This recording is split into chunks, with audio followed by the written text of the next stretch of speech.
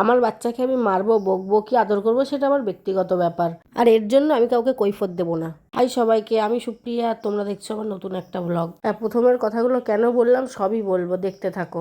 দেখো, আমার মেয়ের এখন 1.5 বছর বয়স, 1.5 বছরও পূর্ণ হয়নি, 1 বছর 15 মাস বয়স। এর মধ্যেই আমার পরিবারের কিছু মানুষ চায়, পরিবারের মানুষ বলতে কি, আমি তাদেরকে পরিবারের মানুষ মনে করি না, কিন্তু দুর্ভাগ্যবশত তারা আমার পরিবারেরই লোকজন, চাই যে আমি আমার মেয়েকে এখন থেকেই মারি, বকি, শাসন করি।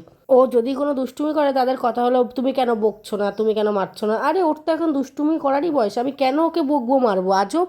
আমি এমন অনেক পরিবার দেখেছি যাদের মায়েরা যদি বাচ্চাদের বকে, উল্টে বাড়ির লোকেরা, গার্জেনরা মারে, বকা দেয়, কিন্তু এখানে পুরো উল্টো।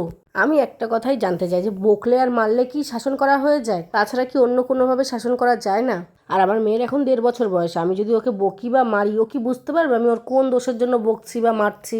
তোমরা একটু জানিও তো, তোমাদের বাচ্চাদের কি এরকম বকে মেরে শাসন করো তোমরা? আসল কথাটা কি জানো তো, কিছু মানুষ আছে যারা নিজের বাচ্চাকে সঠিক সময় মতো শাসন করতে পারে না, তাই আসে অন্যের বাচ্চাকে শাসন করতে। তোমাদের যদি এরকম এক্সপিরিয়েন্স থাকে অবশ্যই জানিও। চল আজকে তাহলে আসি, দেখা হবে পরের ভিডিওতে।